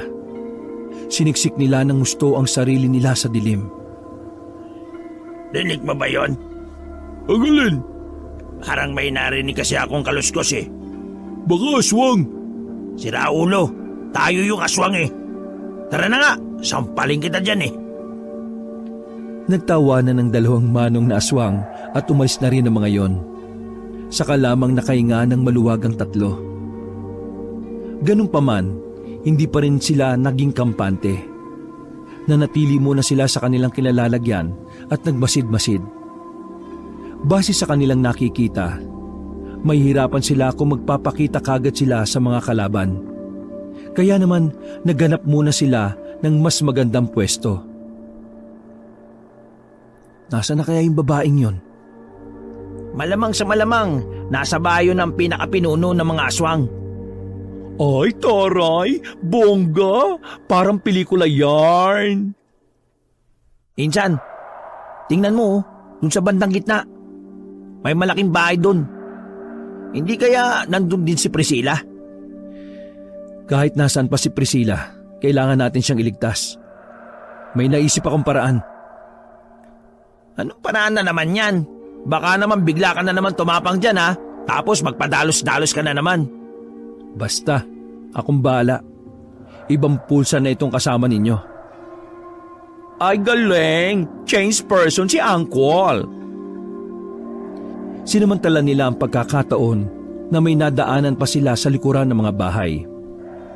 Kahit na medyo masikip at malamok ay tinahak nila. Pasimple silang lumapit sa mga nakapatong-patong na mga kahoy. Nagulat na lamang si Dodong nang biglang umakyat doon si Pulsan. Makinig kayong lahat! Malakas na sigaw ang ginawa ni Pulsan. Sapat na yon para mapukaw ang atensyon ng mga naroon na abalang-abala sa ginagawa. Uy, anong ginagawa mo? Parang nose ko na ang pautot ni Uncle. Watch and learn. Pumorma si Pulsan na parabang may hawak itong mikropono. Nagtingin na naman ang mga aswang sa kanya. Ang iba ay umaangil na. Ang iba naman ay nagtataka kung ano ang kanyang gagawin. Sino kang labastangan ka? Ako isang manunula. Isang makata na sa puso ng madla nagmula. Ngayon nandito para kayo ay alayan na mga katagang magmumulat ng kamalayan. Ito pala yung sinasabi niyang plano. Mismo, Bex. Isang umagang ako'y nagising. Aking sinisintay wala na sa aking piling. Aking hinahanap sa maliit na bakuran. Tumingin sa silangan at sa kanluran. Mahal kong sinisinta ay hindi na masilayan. Nalungkot ang pusong nasasabik. Mahal ko, kailan ka ba magbabalik? Manahimik ka na! Sakit mo sa tenga! Ngunit isang gabi sa aking tahanang payak, isang balita mula sa kakilala ang aking natanggap. Lumabas sa kanyang bibig, aking mahal daw ay dinakip. Ako'y nagtaka, nalito at nabahala. Sinong salarin sa aking mahal na nawala? Lumipas pa ang mga araw. Mga katanungan ay nagkaroon ng linaw. Sinisintang mahal ay dinala umano ng mga nilalang. Mga masasama na ang mga kaluluwa ay halang. Aswang, aswang, mga salot sa lipunan, sa inyo ang aking bintang. O Priscilla, o tadhana, kay lupit mo, ibinigay mo sa kanila ang mahal ko. Habang tumutula si Pulsan, kapansin-pansin na parang sumasakit na ang ulo ng mga aswang na nakakarinig. Epektibong-epektibo ang tula na tumutuligsa sa mga aswang. Ngunit dahil sa kapangyarihan ng surok, kakayanin lahat ng darating na pagsubok. Mahal kong Priscilla, hintayin mo ko sinta. Nandito na ako para ikaw ay iligtas. Uubusin itong mga aswang na mga mukhang pulgas. Ikaw, aswang na may balbas, may kamukha ka, mukha kang ungas. Ang sakit ng ulo ko! Hindi na tama to! Hindi na tama to! Umalis na kayo bago pa tayo tuluyang mabaliw! Priscilla, magandang binibini na bumihag ng aking puso. Dahil sa iyo ay nalimutan ang pagsuko. Lahat ay babanggain kahit sino ay haharapin. Maibalik ka lamang sa aking piling, mga aswang ay gagawing giniling. O Priscilla, marahil hindi mo pa ako kilala. Ngunit nang una kang makita, labis ang ligaya na nadarama. Kaya kayo mga aswang na tulig, yayakapin ko kayo sa liig. Hindi kayo magtatagumpay, wala akong ititirang buhay. Dahil nandito na ang bagong amo ng surok, Pulsan 23 at minsan lang nagkaputok. Napangiwi na lang si Dodong sa huling sinabi ni Pulsan. Pero sa kabilang banda, lahat ng kanyang sinabing patula ay nagdulot ng perwisyo sa mga aswang. Hindi makagalaw ang mga yon at nakahawak lamang sa kanilang ulo. Para na silang mababaliw at lahat ay namimilipit sa sakit sa utak. Dodong, Toyang, ngayon na! It's showtime! Pam pam pam! Pam pam pam pam pam! Nilabas na ni Toyang ang baril at ibinigay naman kay Dodong. Samantala, kinuha rin ni Toyang ang 3 granada. Para lang itong naghagis ng buto ng mangga. Tuwang-tuwa ito nang sumabog ang unang granada na binato niya. Hindi pa nakontento ang binabai kaya sinundan niya pa ng 2 granada. Happy New Year, everyone! Pagkatapos noon ay pinagbababaril na ni Dodong ang ibang aswang na nakikita niya. Habang si Pulsan naman, walang kahirap-hirap niyang pinagtatataga ang mga nalapitan niyang aswang. Para siyang nagtatabas lang ng damo sa sobrang dali. Pilit na tumatakas sa mga aswang, karamihan ay gumagapang. Pero dahil ramdam pa rin nila ang dulot ng tula, hindi sila makatayo at patuloy lang na bumabagsak. Nasaan ang pinuno nyo? Nasaan?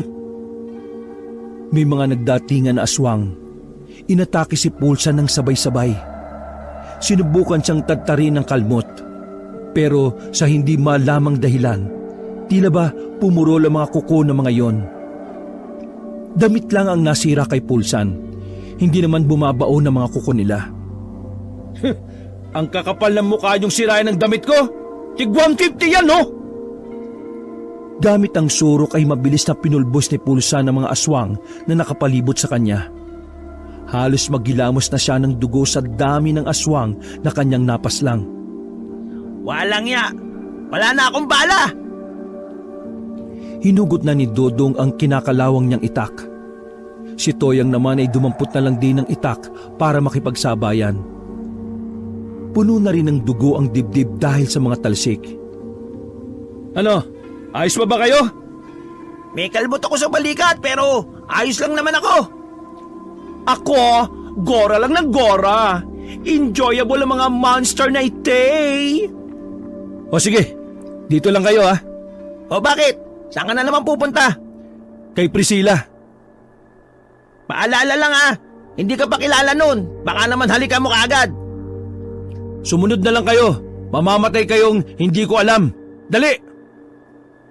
Nagmamadali na nilang tinungo ang bukod tanging malaking bahay doon. Pagsipa ni Pulsan sa malaking pinto ay nawasak at natumba yon. May 4 na matatangkad at maskuladong aswang ang unang humarap sa kanila. I bet! May abs sa mga angkol! Type ko!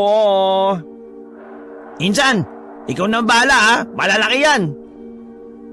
Umabante ng bagya si Pulsan. Hinarap niya ang mga aswang na nagpuputukan ng muscle. Nasaan ang... Hindi pa natatapos ni Pulsan na kanyang sasabihin nang biglang sumugod ang 2 sa mga aswang na yon. Nagawa nilang ibalandra si Pulsan. Pero dahil mas nangigibabaw na ang mga agimat na nakasapi sa espadang surok, wala man lang nangyari kay Pulsan. Tumayo lang ito ng kaswal. Napailing sandali at nagpagpag ng bandang puwetan. Iba na talaga tong pinsan ko. Yumabang na Hindi na nagsayang ng pagkakataon si Pulsan. Siya naman ang lumusob sa 4. Sa sobrang liksi niya, ay napangangan na lamang si Dodong at tuwang-tuwa naman si Toyang. Wala pang 1 minuto, napabagsak na ni Pulsan ng mga aswang na yon. Nagmamadaling umakyat si Pulsan sa itaas. Pagpunta niya sa balkonahe, nakita niyang palis na ang ibang aswang na daladala ang isang babae, na sa palagay niya ay si Priscilla yon. Tataka sa mga loko! Dodong! Toyang! Sundan natin sila, dali! Walang ano-ano ay tinalo ni Pulsan ng balkonaheng yon. Tumakbo siya ng mabilis. Nagawa niyang abutan ng mga yon. Nang makalapit siya ay hindi nga nagkamali si Pulsan. Ang magandang dalaga nga ang daladala ng mga papatakas na aswang. Nagpasikat kagad si Pulsan sa babae. Inuna niyang paslangin ng mga alalay ng aswang na may hawak kay Priscilla. Walang kahirap-hirap na napabagsak niya ang 7 yon. Niwala man lang siyang kagalos-galos. Bumuntong hininga si Pulsan. Hinawi nito ang buhok sabay tingin kay Priscilla. Priscilla, ako si Pulsan, ang bagong tagapangalaga ng surok. Huwag ka mag-alala, ililigtas kita sa pangit na yan. Ikaw na pala ang bagong tagapangalaga. Nakakatawa. Manahimik ka nga muna, hindi kita kinakausap ha. Huwag ka maging kampante. Itong aswang na ito nakapatay kay Lolo Sakay noon. Tumawa ng malakas ang leader ng aswang habang hinihigit pa rin nito ang babae. Huwag kang masyadong kampante, bata. Kung ang unang tagapangalaga nga, napaslang ko noon, ikaw pa kaya? Hoy tanda, bago ka magsalita, mag-isip ka muna. Napatay mo si General Sakay dahil noong panahon na yon, normal na surok lang ang gamit niya. Ngayon, hindi ka ba nagtataka na ang isang katulad ko, kaharap mo? Hindi mo ba napapansin na parang may kakaiba sa surok na hawak ko ngayon? Tiningnan sandali ng aswang ang hawak ng binata. Bahagya itong napaisip sa kakaibang pakiramdam niya dahil doon. Hindi na ito katulad noon, tanda. Ang surok na ito ay sinapian ng 3 agimat. Sinapian ng 3 agimat? Tama ka nang narinig. Hindi ka nabibingi. Kaya kung ako sa'yo, isuko mo na sa akin yung babaeng yan. Kung sino ka man, huwag mo siyang maliitin. Hindi mo siya kilala. Hindi mo alam kung ano ang kaya niyang gawin. Wala akong pakialam. Basta ililigtas kita at ang sangkatauhan. Bata, naisip mo rin ba sa nakalipas na maraming dekada ay mahina ako? Hindi mo ba naisip na baka lumakas din ako? Natigilan sandali si Pulsan. Napaisip siya sa sinabing yun ng kausap niyang aswang. Ano? Nahimasmasang ka na ba sa kayabangan mo? O baka hanggang ngayon hindi pa rin malinaw sa iyo na ang dating ako ay mas iba na rin sa ngayon? Kahit na mukhang kampante ang leader ng aswang, mas kampante naman si Pulsan. Wala man lang itong nararamdamang pangamba. Hinaplos-saplos ni Pulsan ang haba ng espada. Tinusok nito sa lupa at muling nagsalita. Hoy, ano naman? Ha? Wala akong pakialam kung gaano ka kalakas. Bitiwan mo yung babaeng yan at magtus tayo. Umayos ka nga. Hindi pa nga tayo masyado magkakilala eh. Masyado ka nang mahangin. Kumalma ka lang, magandang binibini. Akong bahala. Tinulak ng aswang ang babaeng si Priscilla sa gilid. Kakarating lang din noon ni Dodong at Toyang na hingal na hingal. Langya ka. Iniwan mo naman kami. Laylay ang dila ng baklang Snow White. Diyos ko! Dodong, kunin niyo si Priscilla. Akong bahala sa matandang ito. Huwag kang pakampante ha. Baka nakakalimutan mo, nabugbog ka na ng matanda. No match sa Thunder's yarn! Winasiwas na ni Pulsan ang kanyang espada. Pumorma na rin ito na parabang isang mandirigma. Talagang ang layo na ng dating Pulsan sa Pulsan na ayaw sa ganoong gawain. Mga ilang sandali lang, unang umatake ang aswang. Naramdaman na lang ni Pulsan na parabang gumagalaw na sa kamay niya ang espadang surok. Sinyalis yun na gustong-gusto na ng mga agimat na mapatay ang leader ng mga aswang. Ano? Yun na ba yun? Hindi mo lang ako tinamaan ah! Masyado ka madaldal! Nagbago ng anyo ang matanda. Tila mas lumaki ng bahagya ang katawan ng aswang. Tumangkad din ng kaunti. Sa gabing ito, kakagat ang kadiliman, ngunit kakalmot naman ang kabutihan. 2 kulay ang maglalaban. Itim at puti na simbolo ng kapayapaan. Ikaw, nilalang na likha ng kasamaan. Ang iyong kapalaran ay akin ang tutuldukan. Ipapaalala ko sa iyo ang salitang katapusan. Sa mga kamay ko, ikaw ay ikukulong. Lalamugin kita na parang talong. Nanatiling tahimik ang leader ng aswang. Parang naguguluhan ito sa sinasabi ni Pulsan. Sinubukan pang ang ulitin ni Pulsan ang mga tula niyang linyahan. Pero walang pakialam ang aswang sa kaharap niya. Sandali, hindi ka tinatablan? Nang alin? Insan, hindi yata natalab. Ah, kaya pala. Gagawin mo rin sa akin ang ginawa mo sa mga mahihina kong kasama? Tumawa ng malakas ang aswang para itong nang-iinsulto. Hindi ka pala tinatabla ng pagiging makata?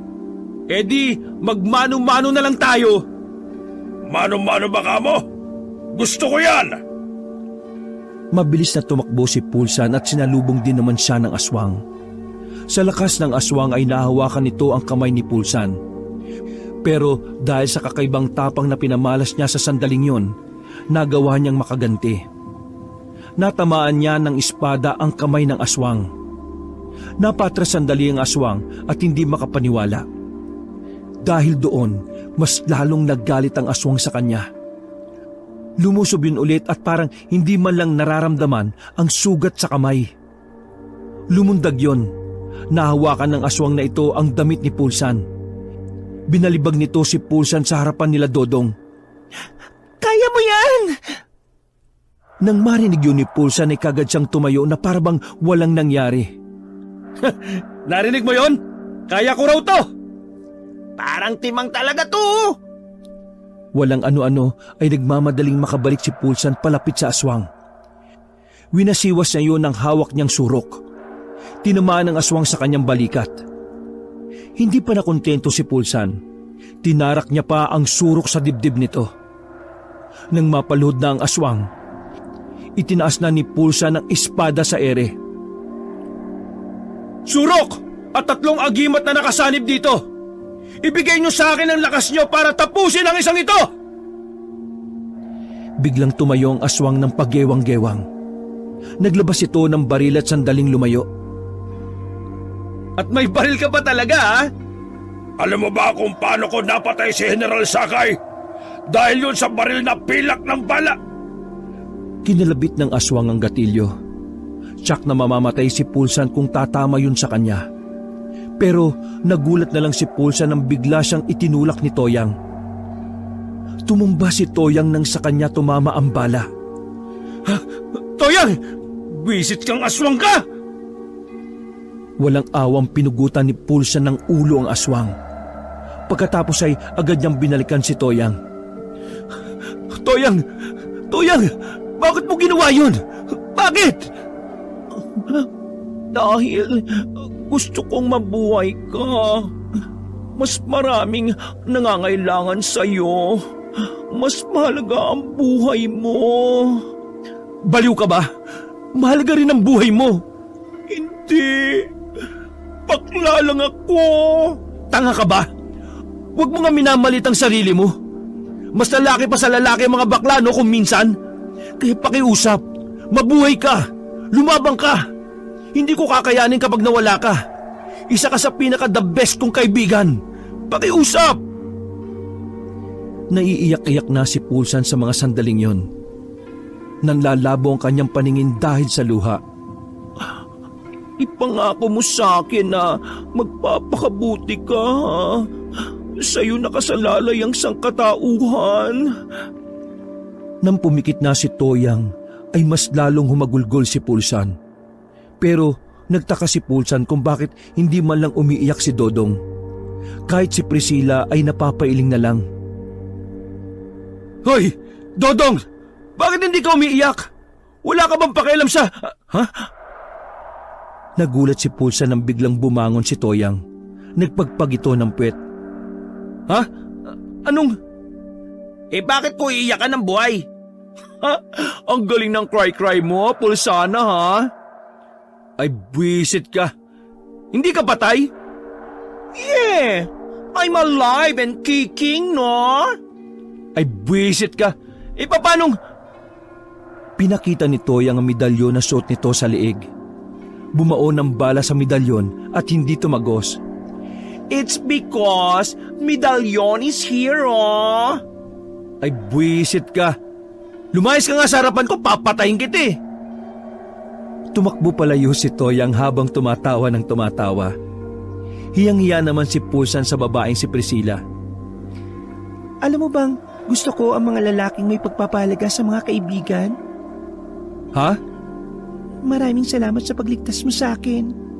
Totoo ngang karapat-dapat ka. Karapat dapat sa'yo? Masyado ka mabilis ha. Hoy, bunga nga mo insan. Nakabukaw oh. Napangiti na lang si Pulsan.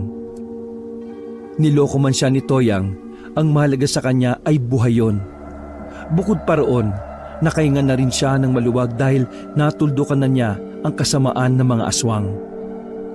Sabay-sabay na silang umalis sa lugar na yon. Naiuwi nila si Priscilla ng ligtas. Masaya naman si Don Pacifico doon. Kinabukasan ay umuwi na muna sila sa kanilang baryo.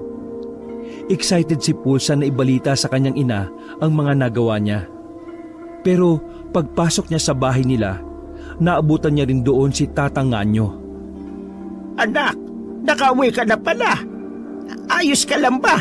Hindi ka ba nasaktan ng mga aswang na yon? Tatang, bakit ka nandito? Nagkatinginan ng dalawang matanda. Anak, siya ang tatay mo. Hindi totoo na mas pinili niya ang boxing kaysa sa atin. Ang totoo pala kinailangan niyang bantayan ng surok dahil namatay na ang dating bantay. Una pa lang ay alam kong ikaw ang anak ko. Pero hindi ko muna sinabi dahil gusto kong matapos mo ang tungkulin mo ng maayos. Pero anak, walang araw na hindi kita inisip. Ang paglisan ko ay ang tanging paraan na naisip ko para protektahan kayo. Dahil ang surok ay matagal nang gustong sirain ng mga aswang. Anak! Hindi na natapos ni Tatang ang sasabihin niya nang yakapin na siya ni Pulsan. Tay, huwag ka na po magpaliwanag. Ang mahalaga, nandito ka na ulit. May tatay na ulit ako. Hindi ka nagalit sa akin. Hindi. Lagi kong iniiling na sana bumalik ka. Kahit kailan, tay. Wala akong naramdaman na galit. Hindi nga. Hindi ka galit, anak? Pwes, ako galit. Galit na galit.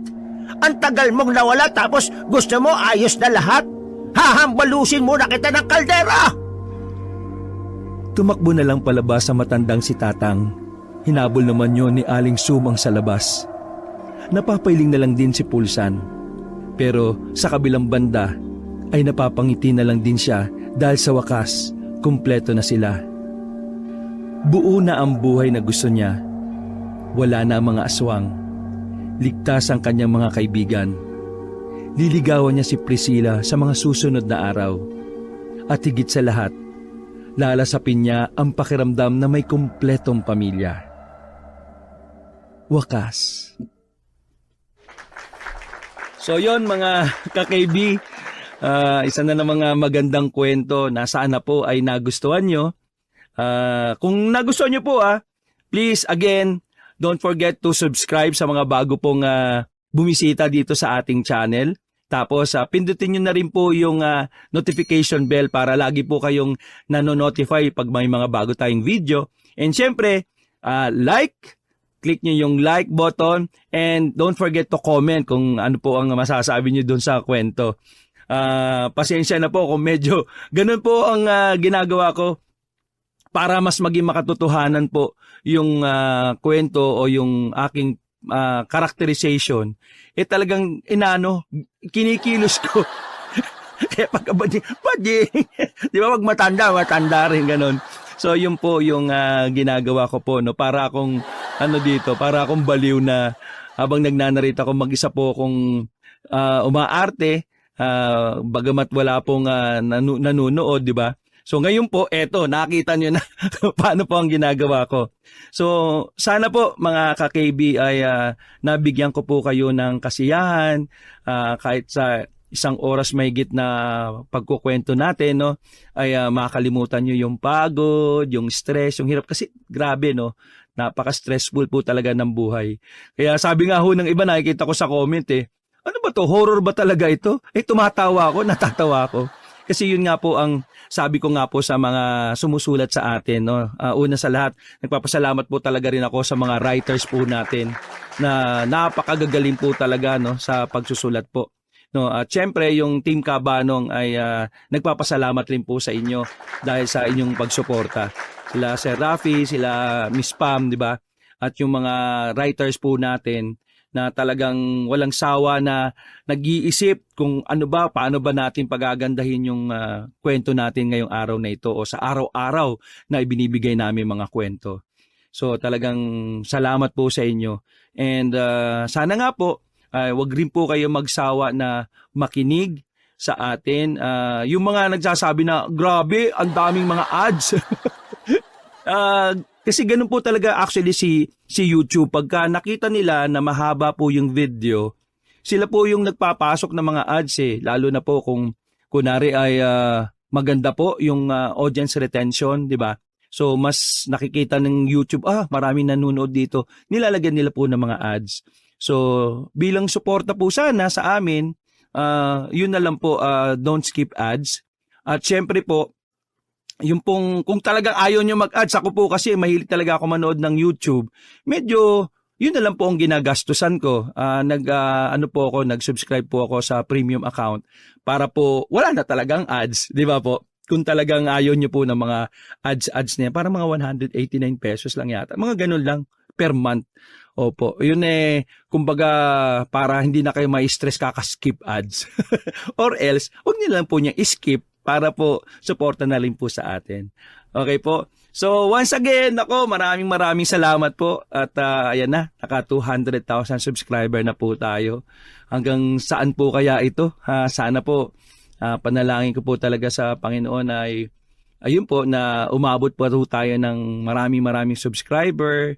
Mga 500, road to 500,000 or road to 1 million. O kasi nga po, 'di ba? Yung iba nga hong mga channel, yung iba mga kalokohan lang, 'di ba? Dumadami subscriber, 'di ba?